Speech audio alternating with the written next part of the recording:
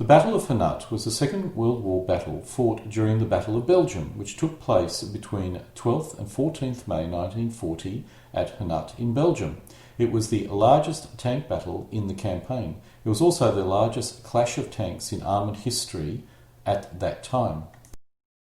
The primary purpose of the Germans was to tie down the strongest elements of the French First Army and keep it away from the main German attack through the Ardennes, as laid down in the German Operational Plan Case Yellow by General Erich von Manstein. The German breakout of the Ardennes was scheduled on the 15th of May, 5 days after the German attacks on the Netherlands and Belgium. The delay was to entice the Allies into believing the main thrust would, like the Schleifen plan in World War I, come through Belgium and then down into France. When the Allied armies advanced into Belgium, they would be tied down by German offensive operations in eastern Belgium at Hannut and Gembloux. With the flank of the First Army exposed, the Germans could thrust to the English Channel, which would encircle and destroy the Allied forces.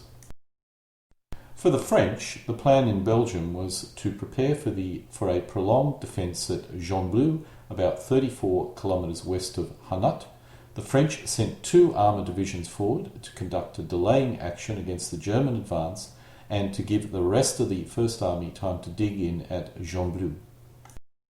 The Germans reached the Hannut area just 2 days after the start of the invasion of Belgium, but the French defeated several German attacks and fell back to Gembloux as planned. The Germans succeeded in tying down substantial Allied forces, which might have participated in the Battle of Sedan, the attack through the Ardennes. The Germans failed to neutralise the French First Army completely at Hannut, despite inflicting significant casualties. The French managed to score tactical successes at the Battle of Gembloux between the 14th and 15th of May. In the aftermath of that battle, although seriously damaged, the First Army was able to retreat to Lille, where it delayed the Germans in the siege of Lille and was instrumental in the re-embarkation of the British Expeditionary Force, French and Belgian troops at the evacuation of Dunkirk. The Allied Supreme Commander, General Maurice Gamelin, committed his First Army Group under General Gaston Billoet and its strongest army, the French First Army, under General Georges Blanchet, with the fully mechanised cavalry corps commanded by General René Prioux, to advance into Belgium to support the large but more lightly equipped Belgian army. Gamelin expected the German attack to break the Belgian defences at the Albert Canal line rapidly and sought to quickly establish an entrenched front line centred on Gembloux, just north of Namur, to check what Gamelin foresaw as the main enemy effort of the campaign, which was an attempt to break through the Gembloux gap between the rivers Daal and Meuse. As Belgium, the Netherlands and Luxembourg would remain neutral until the German invasion of these countries, it had been proven impossible to adequately prepare positions for the French First Army. Therefore, the Cavalry Corps was given the mission to execute a delaying battle somewhere between Gembloux and Maastricht to prevent the enemy from reaching the Gembloux area until the 8th day of the invasion and to allow the First Army sufficient time to dig in. The French Cavalry Corps had been created on the 26th of December 1939 and contained both then existing armoured divisions of the cavalry, the 1st Mechanised Light Division and 2nd Mechanised Light Division. On the 26th of March 1940, the 1st DLM was given the mission, in case of an invasion, to establish a connection with the Dutch army near Breda. Thus, this experienced active division was therefore removed from the Cavalry Corps. It was replaced by the 3rd DLM, recently constituted on the 1st of February and manned with reservists and still insufficiently trained. Nevertheless, Perwez still considered his forces sufficient to either contest a river crossing at Maastricht or wage a manoeuvre battle, or, as a third alternative, defend an improvised line. He was at liberty to choose any option, provided the enemy was kept from Gembloux long enough. He decided to keep all possibilities open and act as the situation would demand. The German plan for this sector called for an assault by airborne and shock troops to take the fort Eben Emael and the Meuse and Albert Canal bridges. thus opening a way through the Dutch and Belgian defences for the 4th Panzer Division and bring the Albert Canal defensive line to a premature collapse. Once this breach was made, the 16th Army Corps and Army Group B would assume control of the 4th Panzer Division, the 3rd Panzer Division and the 20th Infantry Division. The Germans' 16th Corps' mission was to quickly launch from this bridgehead, seize the area around Gembloux before the French infantry divisions could entrench themselves there, and by thus confirming the worst fears of the French High Command and draw all modern Allied forces and reserves to the north, away from the main thrust through the Ardennes. This would enable the German army to cut the French First Army, the BEF and Belgians off by a swift advance to the English Channel, leading to a giant encirclement. The Battle of Hannut became the largest tank battle of the campaign. The French DLM divisions had 2 light mechanised brigades each. Each DLM division thus had an organic strength of 260 tanks and 44 panhard armoured cars. The entire French Cavalry Corps had a total of 520 tanks, consisting of 176 S-35s, 172 H-35s, 66 AMR 35s, 66 H-35 and 8 T-8 P-178s. The 2nd DLM division consisted of 2 brigades, the 3rd and 4th Brigade, called the 3rd BLM and 4th BLM, or Light Mechanised Brigades. The 3rd BLM was the Combat Brigade, consisting of the 13th Dragoon Tank Regiment and 29th Dragoon Tank Regiments. This was equipped with H-35 light tanks and S-35 medium tanks. The 4th BLM was the Reconnaissance and Infantry Brigade, consisting of the 8th Cuirassiers Reconnaissance Regiment and the 1st Dragoons Mechanised Infantry Regiment. It was equipped with 44 panhard 178 armoured cars organised into 2 squadrons, and a mechanised infantry regiment equipped with 126 Lafley S-20TL personnel carriers. In addition, 3 organic AMR-35, later called H-39, light tank squadrons of 22 tanks each were also included, as there were 3 armoured in addition there were also 3 armoured command vehicles. The French mechanised infantry regiments had 3 mechanised infantry battalions. The 3rd DLM division consisted of 2 brigades, the 5th and the 6th. The 5th BLM, consisting of the 1st Cuirassiers Tank Regiment and 2nd Cuirassiers Tank Regiment, each regiment having 2 medium tank squadrons equipped with the S-35 medium tank and 2 light tank squadrons fielding the H-39 light tank. Each squadron's organic strength was 44 S-35s and 43 H-39s. Also, 8 armoured command vehicles were present. The 6th BLM consisted of the 12th Cuirassiers Reconnaissance Regiment and the 11th Dragoon Mechanised Infantry Regiment. The Reconnaissance Regiment was equipped with panhard 178 armoured cars and H-35 light tanks. The 3rd DLM used the H-39, a swifter, improved version of the H-35 light tank, and also had a single AMR squadron of 22 vehicles of the slower original batch of 400 that were exclusively present in the 2nd DLM division. Most Hotchkiss tanks of both versions were fitted with the short 37mm L21 gun, which proved a poor anti-tank weapon. Some platoons and squadron commander vehicles had been fitted with a more powerful 35mm L35 gun, totalling about a fifth of the total number of light tanks. The French Mechanised Infantry Regiment had 3 mechanised infantry battalions each. Now, this is my best guess of the organisation of the French light mechanised divisions. These were excellent attacking formations, but do not look very effective in defence, especially a static defence. It lacked infantry and artillery, or at least sufficient infantry and artillery. Like their French counterparts, the German armoured divisions each had an armoured brigade with 2 tank regiments. The latter was divided into 2 tank battalions. Each tank battalion had, apart from staff company, 2 light companies of 19 battle tanks. 16th Corps thus had a total of 618 tanks, of which there were 252 Panzer Is, 234 Panzer IIs, 82 Panzer IIIs and 50 Panzer IVs, and 7 motorised infantry battalions. The 3rd Panzer Division had 314 battle tanks in its 3rd Panzer Brigade, consisting of the 5th and 6th Panzer Regiments, consisting of 117 Panzer Is, 129 Panzer IIs, 42 Panzer IIIs and 26 Panzer IVs. Besides these battle tanks, the 3rd Panzer Division had 27 track command vehicles with only machine gun armament. The 4th Panzer Division had 304 battle tanks in its 5th Panzer Brigade, consisting of the 35th and 36th Panzer Regiment. This consisted of 135 Panzer Is, 105 Panzer II, 40 Panzer IIIs and 24 Panzer IVs. Each division also had about 56 armoured cars.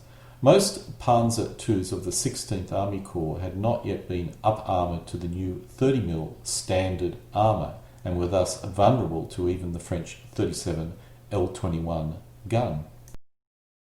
This is my battalion-level summary of the German forces. While tank-heavy, there was a generous amount of infantry formations which proved critical in cracking the French defensive line.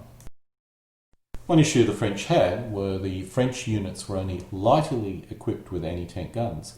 Only 12 25mm and 8 47mm guns per division were allocated. The guns themselves were very effective, it's just simply there were not enough of them. The French also lacked adequate anti-aircraft guns. There were only 6 25mm guns per division, although I must point out these weapons were excellent weapons, but once again, very few of them.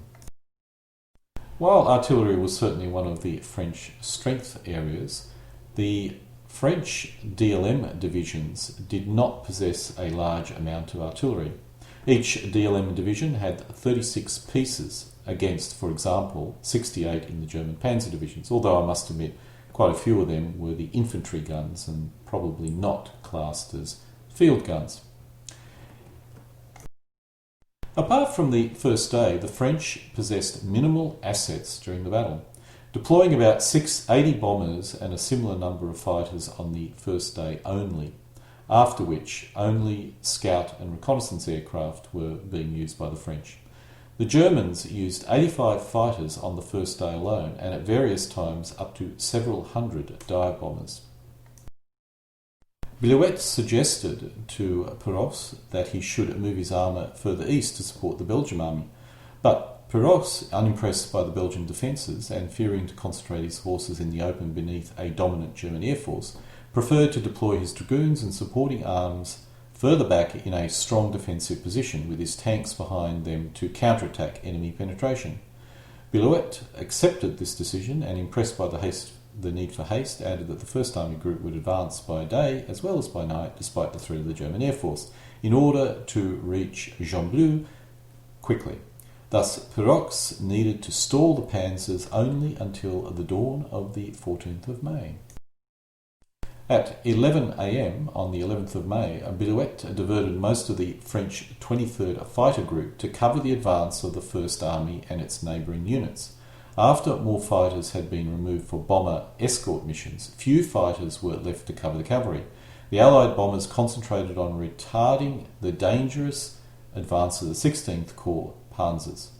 Perwez's ground reconnaissance fell back before the panzers, towards the main body of French cavalry, which was established in strong points about a 40-kilometre front, with the 2nd DLM from Prioux on the Meuse and north, then westward along the Mahagin Creek. The 3rd DLM formed a front from the area of Senre to Europe, and then northward along the Petite Gazeute stream to the area of Trellemont. The battleground which Perwez chose consisted of a plateau with occasional woods, a dense road network, extended localities and a few isolated large farms. There were 2 streams flowing within 2 to 3 metre deep rock cuts with many crossing points, often fordable by tracked vehicles and offering good cover for would-be infiltrators. The key terrain feature was the ridge running from Hannut through Créchy and Merdop. North of the ridge, one of the streams flowed north into a large river, and south of it, the other small stream flowed south into the Meuse. This ridge formed a natural corridor for mechanised forces. By placing the 3rd DLM on a 17-kilometre front, only 11 kilometres were partially covered by anti-tank obstacles. Perwez was straining the limits of French doctrine. The French Cavalry Manual of 1939 had considered the case of a DLM assigned to mask a breach in the front line until reinforcements could arrive.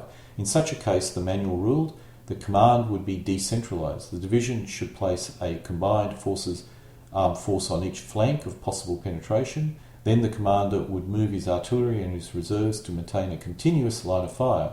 But if the enemy attacked in force along the whole front, the defence transformed itself into a manoeuvre of retreat. The manual added that a DLM division could retreat on a front of no more than 10 to 15 kilometres in average terrain. In the event of the front's extension, the absence of anti-tank obstacle and a formidable enemy, a withdrawal should be made quickly. French doctrine warned that on a wide front on open terrain against mass armour, the DLM was to abandon the decentralised defence and to concentrate its forces for action. Perwez did not follow any of these directions for some reason.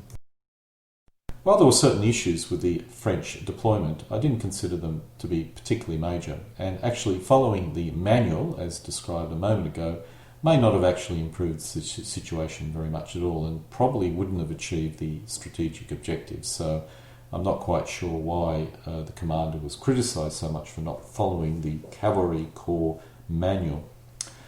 Okay, the French command articulated its cavalry front on the 11th of May. On the left, the 3rd DLM, its front divided into northern and southern sectors.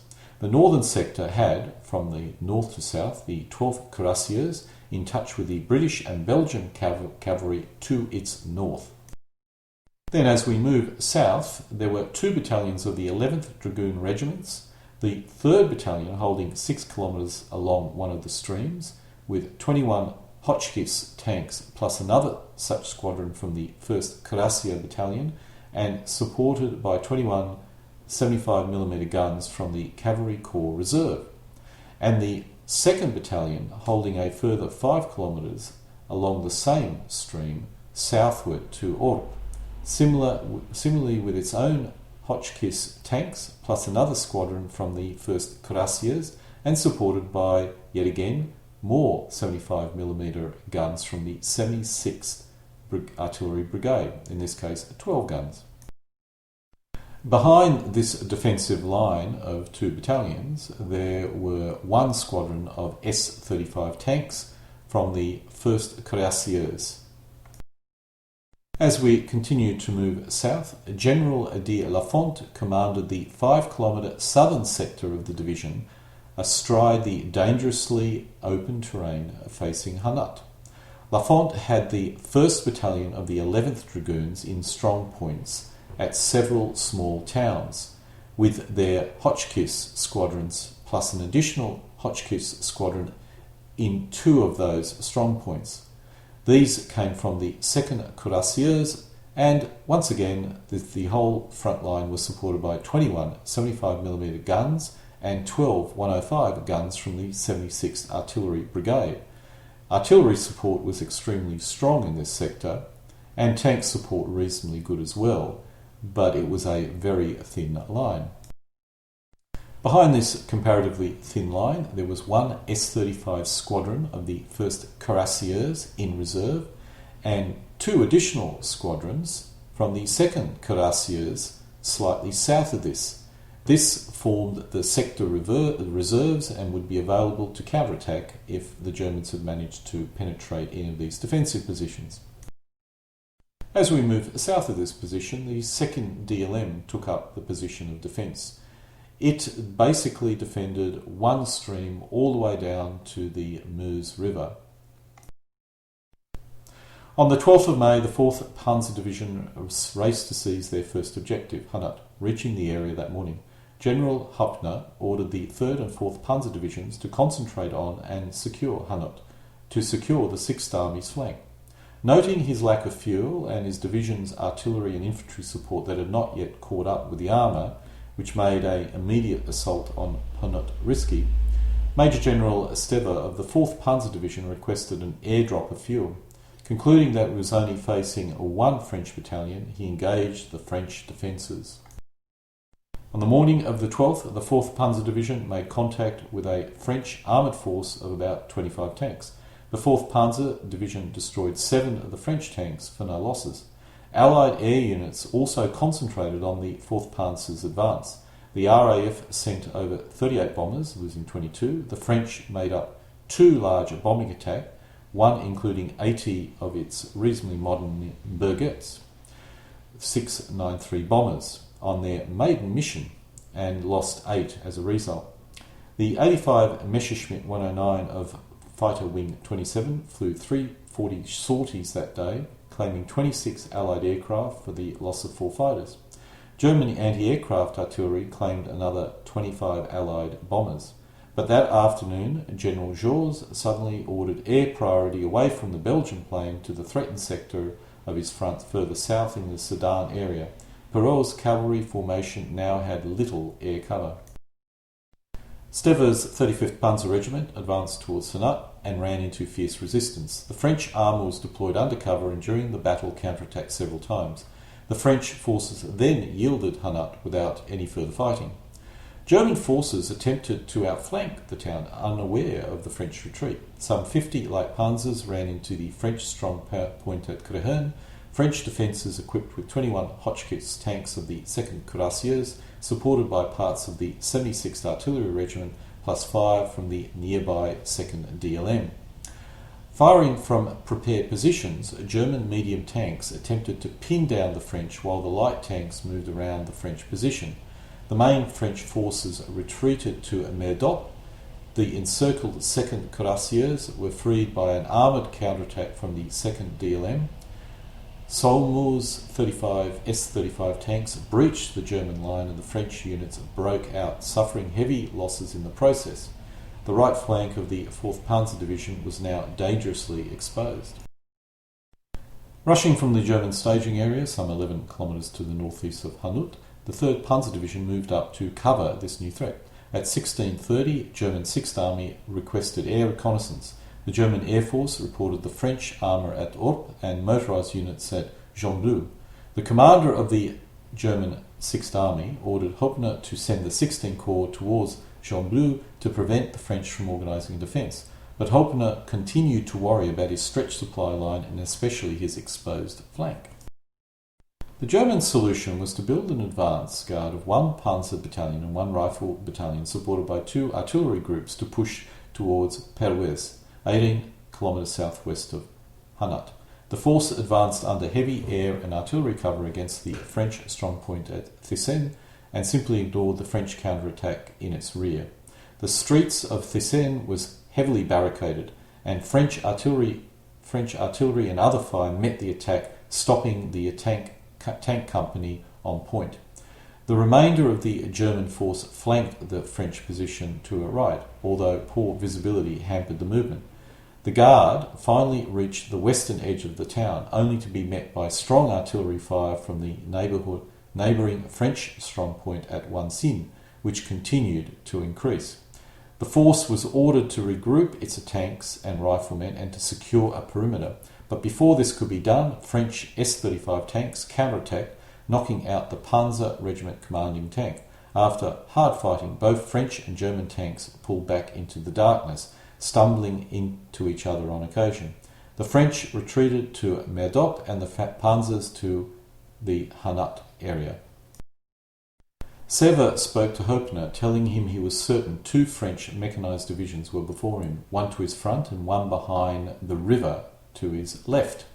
Both agreed to mount a major offensive the next day. According to the plan, the 4th Panzer Division would concentrate on Gembloux's right and operate jointly with the 3rd Panzer Division, which would receive air support. The Germans attacked that night, testing the French defences. The French strong points at Wansin fought all night against German riflemen, finally withdrawing in the early hours of the 13th of May. The front of the 3rd DLM remained holding its core positions at Tinenne, Gendarou and Merdot. The 2nd DLM also held its original front. The only breach of the line occurred at Winson, where the 2nd DLM met the 3rd DLM. Hoppner had failed to take his objective. On the very first day, French armour, contrary to German reports, definitely emerged victorious. To the southeast of this plain, German forces began their assault over the Meuse River, the Germans' principal effort. To the north, General Hoppner launched spoiling attacks and tied down the powerful French First Army so that it could not intervene in the critical combat to its south. Hoppner believed the newly arrived 3rd Panzer Division had only weak enemy forces before it. The 4th Panzer Division, on the other hand, he believed faced strong French mechanised forces, and there was possibly a 2nd French mechanised force south of the battle which had not yet been engaged. The German Air Force struck in the late morning to soften the enemy defences, the 3rd Panzer Division advancing north of Hannut, the 4th Panzer Division to move in parallel on to Perwez against an expected strong Belgian anti-tank line. 16th Army Corps began the push immediately on Gembloux. In the north, the French 12th Cuirassiers, and to the south the 3rd Battalion of the 11th Dragoon, fought off waves of German infantry supported by armoured vehicles. The German 18th Infantry Division still managed to penetrate their position. The French command planned a counterattack with tanks from the 1st Cuirassiers in order to restore the line, but dropped those plans due to development on the rest of the 3rd DLM Division's front. In the afternoon, the French command ordered a retreat. The Allied forces escaped as the German infantry were too slow in following up the success. As we moved down south, the 2nd DLM, just south of the planned attack of the 4th Panzer Division, in the early morning, the 2nd DLM sent some 30 S-25 tanks up north in order to relieve pressure on the 3rd DLM. The attack was repulsed by heavy enemy tank and anti-tank fire and suffered crippling losses.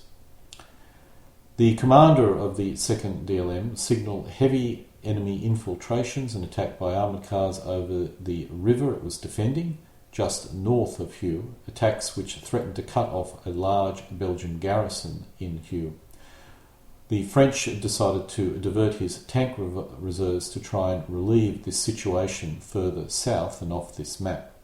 At 3 a.m, a French reconnaissance aircraft reported large concentrations of German army southeast of Crehen. The 2nd DLM no longer had reserves available to intervene in this German attack. The 2nd DLM's dragoons and heavy and motorised infantry were strung out in a series of isolated strong points and were thus vulnerable to infiltration. The 2nd DLM refused the offer of the Belgian 3rd Corps, retreating through its front from the Liege area to reinforce his troops. Perrault's lack of attention to French defence doctrine and concentration allowed decentralised command to continue, which damaged the French operational performance and created problems to the French defence. It is, in my opinion, this is probably the main reason why the 2nd DLM did so little in this battle, as it was strung out so far and it wasn't actually supporting in a structure that allowed its forces to support each other, and also it sent all its reserves further down south to combat another German attack. The 2nd DLM effectively had played very little part during this entire battle. On the other hand, the Germans were not aware of the issues with the 2nd DLM. The German command, still very worried by the potential of the 2nd DLM to interfere with its main attack, juggled force marching infantry units between its 16th and 27th Corps and scraped together 4 units from the 35th, 61st and 269th Infantry Division, advancing via Liege along with air support and some armoured cars to try and cover the 2nd DLM. These forces infiltrated between the French strong points through the 2nd DLM line and, of course, drew out the 2nd DLM armour as it attempted to beat back these infiltrations. This critical German success, tying down French armour with infantry, freed Hoppner to concentrate against Perraux's southwest front southwest of Hannut. which was of course the 3rd DLM. Had the 2nd DLM concentrated its armour for advance to the north or northeast, it may have caused untold problems for the German plan, but the French command gave the 2nd DLM no such mission or order. The real focus of the battle on the 13th of May lay west of Hannut.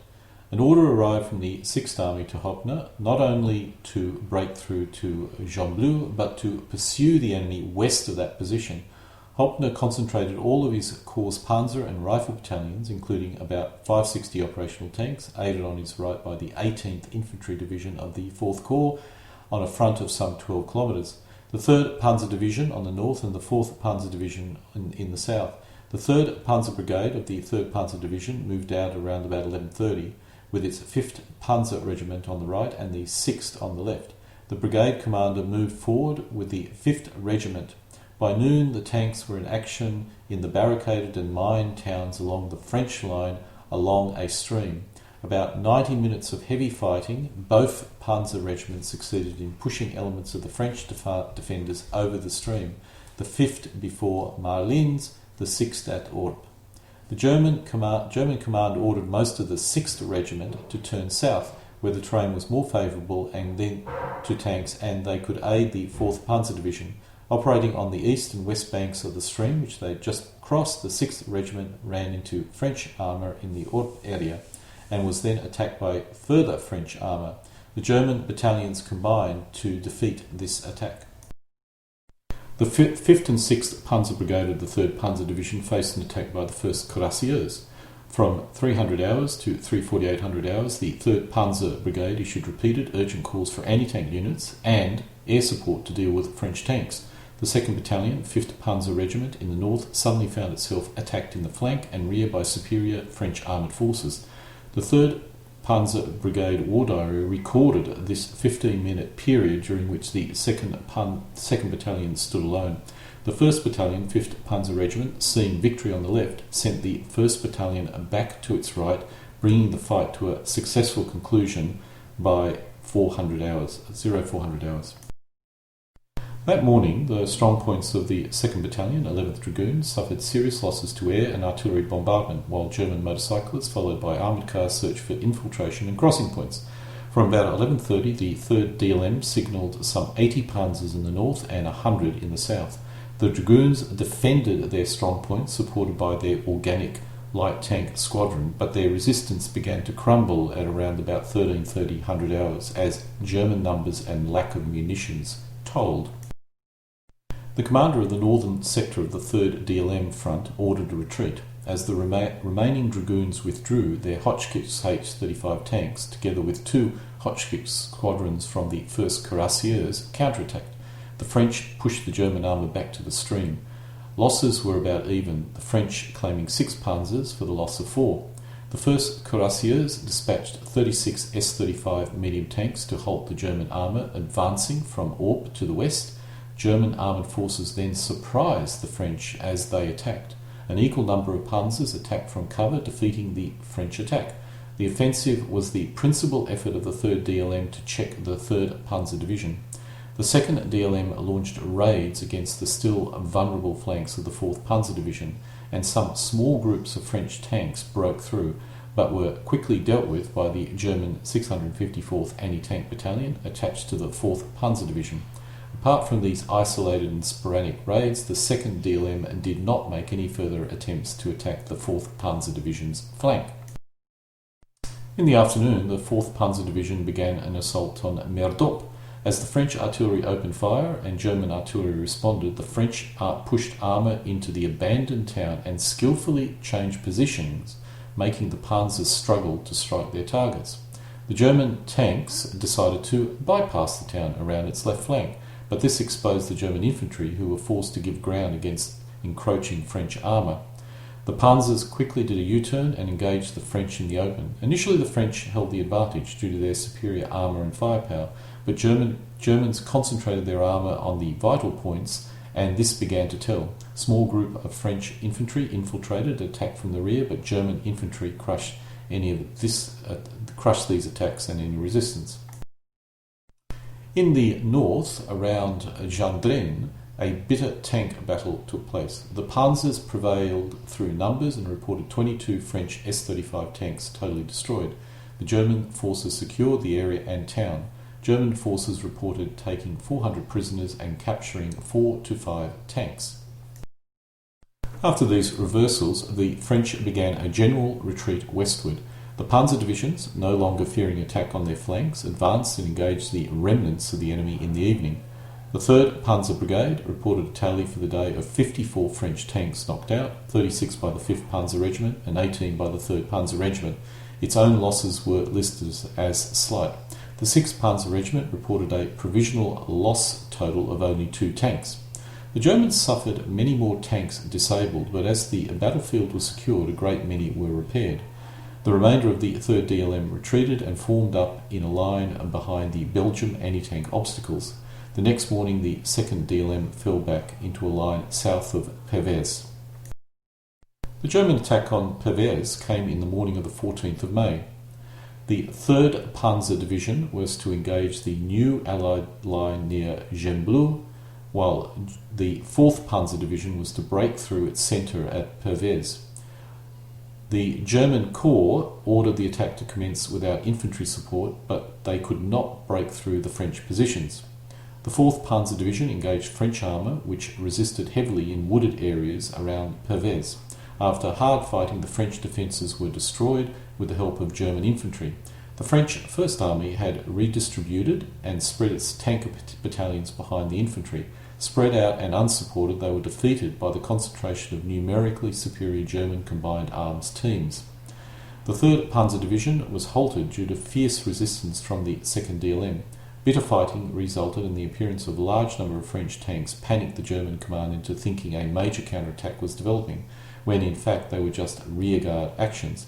Both sides suffered significant losses in armour, but as night fell, the 2nd DLM halted rearguard actions and the German command regained its composure.